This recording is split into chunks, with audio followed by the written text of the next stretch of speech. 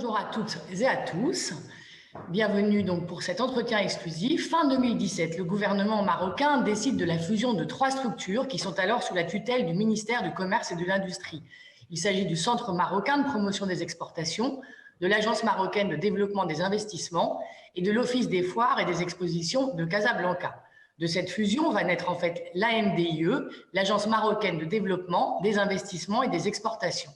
Sa mission est de mettre en œuvre la stratégie de l'État marocain en matière de développement, d'incitation de promotion des investissements nationaux et étrangers, ainsi que des exportations des produits et services, à l'exception, nous y reviendrons peut-être, de certains secteurs comme l'agriculture ou le tourisme. Et pour parler de la MDIE et de la situation au Maroc, j'accueille M. Hicham Boudra. Monsieur Boudra, bonjour. Bonjour, merci. Bienvenue. Monsieur Boudra, vous êtes aujourd'hui directeur général par intérim de la MDIE, donc je le rappelle, l'Agence marocaine de développement des investissements et des exportations. Je rappelle que vous avez assuré de 2015 à 2017 l'intérim de la direction générale de l'Agence marocaine de développement des investissements, l'une des 3 structures qui ont fusionné et que vous aviez d'ailleurs intégré en 2011 en tant que directeur du pôle support. Vous avez une longue carrière dans le privé et notamment dans l'industrie, et donc vous avez une formation de financier. Alors, la première question que je vais vous poser, je viens donc d'écrire que l'agence a été annoncée officiellement donc en 2017. C'est une super structure qui porte la responsabilité d'appliquer les orientations de l'État marocain, notamment dans le développement des investissements nationaux et étrangers. Pouvez-vous nous en dire un peu plus sur ce pôle stratégique qui promeut à la fois l'attractivité économique du royaume et le Made in Morocco? Je vous remercie pour la participation. Effectivement, l'agence a été créée fin 2017 avec un objectif principal de faire la somme un petit peu optimale de toutes les fonctions qui se faisaient par les établissements que vous avez mentionnés, AMDI, OFEC et Maroc Export. Donc je dis bien optimale, ça veut dire qu'à un certain moment, il y a des synergies, des choses qui peuvent se faire au niveau de la promotion, des salons, et qu'on puisse utiliser une seule offre Maroc avec un seul message. Ça, c'est la partie apparente de l'iceberg. Maintenant, le plus important qu'on met en avant et le challenge, c'est d'avoir une offre compacte et solide pour le Maroc. Je m'explique. Par le passé, les investisseurs ou les donneurs d'ordre devaient s'adresser à des établissements séparés et ils n'avaient pas de visibilité. Par exemple, un investisseur n'avait pas de visibilité sur ce qu'il pouvait faire comme volume au Maroc, et un exportateur n'avait pas de visibilité sur les capacités qui se faisaient et qui se mettaient en place. Donc, en fusionnant essentiellement Maroc Export et AMDI, sans bien sûr oublier le fait qu'il y ait une vitrine ouverte vers l'international et le national, on a pu arriver à un mode de fonctionnement, en mode un petit peu, pour être plus précis, banque d'affaires. Donc, on a pu aller vers du deal making et vers bâtir des business cases qui sont concrets et qui pourraient apporter une visibilité globale et répondre à un besoin particulier à l'échelle entreprise. Donc ça, c'est vraiment la nouveauté par rapport à cette nouvelle méga-agence stratégique. D'accord, donc ça a vraiment créé des synergies très importantes en fait, qui permettent d'avoir de très bons résultats. Exactement. Quelques mots d'ailleurs sur ces résultats à date. À date, on est passé en 5 ans d'une agence ou de 3 agences qui avaient probablement une vision assez large et transverse sur le milieu économique national et international vers une méga agence qui va vers le ciblage de systèmes intégrés marocains. Si on prend par exemple le cas de l'industrie qui est notre client principal, et je vous expliquerai un peu le mode de fonctionnement si vous le souhaitez. Donc on suit une feuille de route qui va nous donner les chaînons manquants au niveau des filiales ou des secteurs ou des écosystèmes marocains. Et donc nous, à ce moment-là, on va bâtir notre plan d'action sur cette base-là et on va les cibler ces chaînons manquants de telle façon à ce que l'écosystème défini stratégiquement au niveau de la tutelle ou au niveau du ministère de l'Industrie puisse se développer comme l'État souhaite le faire. Donc, il y a vraiment cette coordination entre le ministère de l'Industrie, qui est la tutelle, et qui est en même temps notre client. Quand je parle de client, parce que l'agence, elle est en mode transverse et elle est au service de tous les départements ministériels. Aujourd'hui, notre client principal, pratiquement à 75%, est le ministère de l'Industrie. D'accord, très bien. Et ça permet finalement de mieux répondre aux besoins du pays et aux besoins du tissu économique du pays. Alors justement, le Exactement. secteur de l'énergie aussi accapare quand même 33% des investissements qui ont été approuvés le 24 juin dernier par la Commission des investissements. Peut-on avoir plus de détails sur les investissements dont le montant s'élève donc à 7,7 milliards de dirhams, soit quelques 662 millions d'euros? Donc, le maximum de précision que je pourrais donner, c'est qu'il s'agit d'énergie renouvelable autour de l'éolien. C'est important de parler de cette stratégie-là. C'est une stratégie qui a été initiée, lancée, des orientations qui ont été données par Sa Majesté le roi Mohamed VI, que Dieu l'assiste, et qui a insisté sur cette stratégie à un moment où ça paraissait comme étant du luxe. D'accord?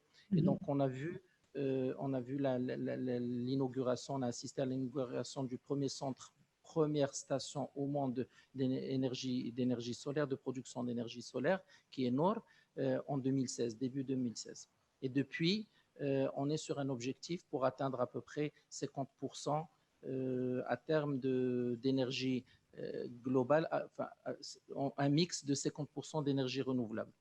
Aujourd'hui, si on doit analyser un peu cette stratégie, elle est en train de répondre parfaitement à ce que le pays a imaginé ou à ce que notre roi a imaginé il y a quelques années. Aujourd'hui, on est en train de passer vers une économie ou une industrie durable. On est en train d'aller vers des taxes carbone qui vont rendre un petit peu la compétitivité des pays dépendante de ces stratégies-là. Et donc, il y a tout un environnement qui est en train de changer. Et effectivement, cet investissement-là qui a été planifié depuis quelques mois maintenant a continué, n'a pas été impacté par cette crise. Et bien au contraire, c'est le moment de réaliser ce genre d'investissement.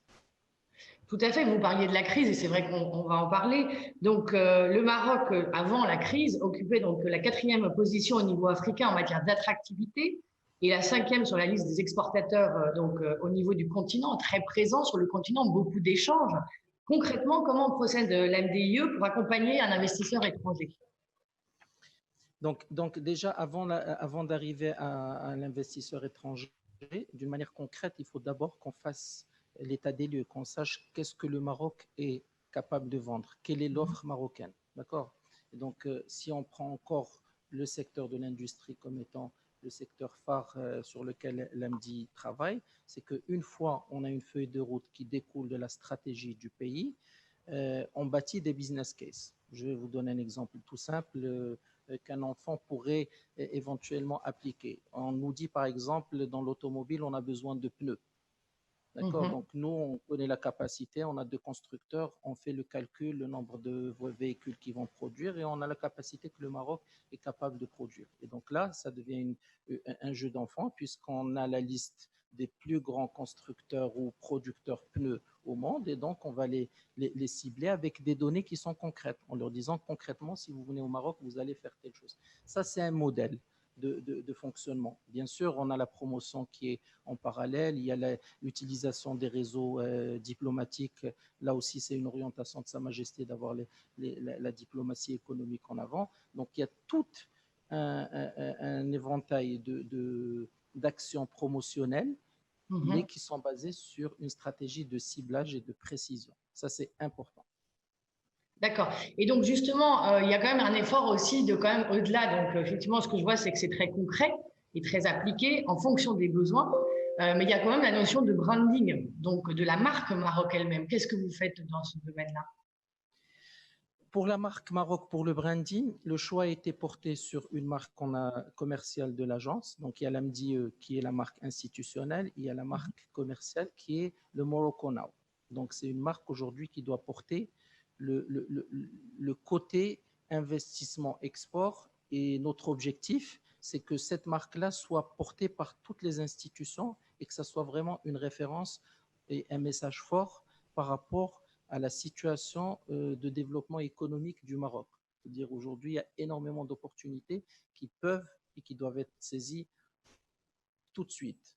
Et c'est dans l'air du temps. Donc, ce n'est pas une coïncidence, c'est que depuis un moment, cette référence-là, ce branding et ce développement de marque a été mis en place et qui continue à se développer par rapport à cette nouvelle donnée, cette nouvelle façon de faire post-Covid.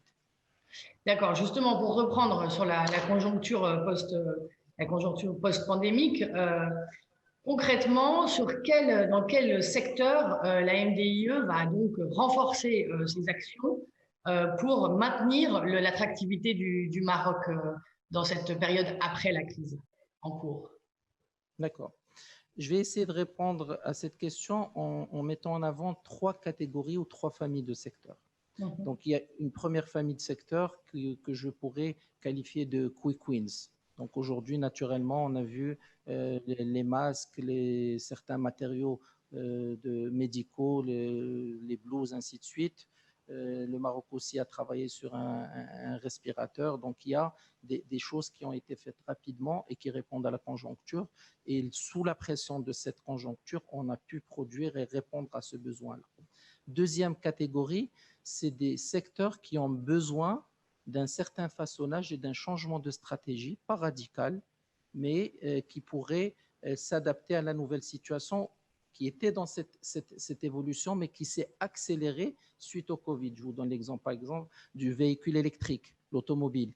Donc, on était sur le véhicule électrique avec un rythme de développement soutenu, mais qui s'est accéléré parce qu'on sait que demain, l'économie verte, le durable, va être d'actualité. La troisième catégorie de secteurs, ce sont les secteurs qui sont réellement en difficulté. Vous allez prendre par exemple l'aéronautique qui dépend d'avionneurs, qui dépend de reprises de vol et dont on ne peut pas faire grand-chose pour le moment. Par contre, le Maroc a fait le choix d'anticiper un peu les choses et d'utiliser toutes les technologies en cas de baisse de capacité, d'utiliser toutes les compétences qui ont été formées dans ce secteur, parce qu'on est à 38% d'intégration locale, donc il y a des technologies qui ont été mises en avant et il y a des formations intéressantes, et donc utiliser ces ressources humaines pour développer de nouveaux créneaux, dans le médical par exemple, les scanners et autres. Donc ça, c'est une stratégie où on ne peut pas attendre que quelque chose se passe pour cette catégorie de secteurs, mais il faut agir, il faut recycler, il faut voir d'autres créneaux s'il le faut. Très bien. Je le disais, donc le Maroc travaille avec énormément de pays d'Afrique. Quel est le message justement dans le contexte post-Covid que vous voudriez faire passer donc aux investisseurs potentiels et aux partenaires potentiels du Maroc en Afrique? En Afrique. Je pense que le premier message qui a été très clair, c'est la position et l'orientation de Sa Majesté le roi Mohamed VI, que Dieu l'assiste, qui a lancé un message très fort en envoyant des aides nécessaires à un certain nombre de pays africains. Si ma mémoire est bonne, il devrait y avoir une quinzaine de pays. Donc déjà, ça c'est la base de la stratégie du Maroc en tant que pays africain, avec tous les pays frères. Donc depuis très longtemps maintenant que le Maroc a cette stratégie-là de solidarité, complémentarité et de bâtir le continent. Donc ça, c'est vraiment la base de notre stratégie à nous en tant qu'agence pour pouvoir accélérer tout ce qui était dans le pipe en termes de relations d'investissement de Marocains essentiellement vers l'Afrique, parce que c'est ce qu'on observe aujourd'hui. Il y a énormément d'entreprises marocaines qui investissent au Maroc, mais aussi trouver des synergies avec ces pays-là pour pouvoir être complémentaires autour de business case et autour de produits. C'est imaginer un produit qui va être fabriqué par 3-4 pays africains pour qu'il soit destiné à l'export d'autres pays, l'Europe ou ailleurs. Très bien, donc on voit bien que la solidarité est un point très important, le fait de travailler de manière partenariale et que ça fait partie des valeurs de la MDIE. Je vous remercie beaucoup pour cet entretien. Peut-être un petit mot de la fin avant de passer à la prochaine table ronde. D'accord. Donc pour moi, le mot de la fin, probablement, vous l'avez bien dit, c'est la solidarité. Et je voudrais aussi mettre en avant le point sur lequel on est en train de capitaliser, qu'on a remarqué sur ces derniers temps, c'est la stabilité du Maroc. Donc aujourd'hui, le Maroc, il a bien démontré à travers toutes les crises qu'on a connues, que ce soit des crises économiques, la dernière en date, c'était en 2008, et après des crises politiques sur le printemps arabe et autres. Donc on a montré qu'on pouvait rester stable d'un point de vue économique et aussi d'un point de vue politique. Et ça, c'est très important. On a un système qui rassure, qui garantit la pérennité de la vision. Dans d'autres systèmes, on a 5 ans d'élection et donc il y a des visions qui pourraient changer. Dans le cas du Maroc, on a notre roi et donc une vision qui est garantie pour les investisseurs, pour les donneurs d'ordre sur du long terme et qui ne vont jamais changer, sauf s'ils vont être en faveur de ces opérateurs-là qui nous font confiance et qui se positionnent aujourd'hui comme étant des partenaires pour qu'on soit encore plus solidaires dans ce monde-là qui est un petit peu incertain en ce moment. Très bien, Hicham Boudra, un grand merci d'avoir accepté notre invitation. Et je vais donc maintenant laisser la parole. Justement, nous allons avoir un prochain live sur la question du financement des entreprises africaines dans la période post-Covid, un sujet très, très important, et qui donc une table ronde qui va être animée par Estelle Chounan, rédactrice en chef de la Tribune Afrique. À tout de suite.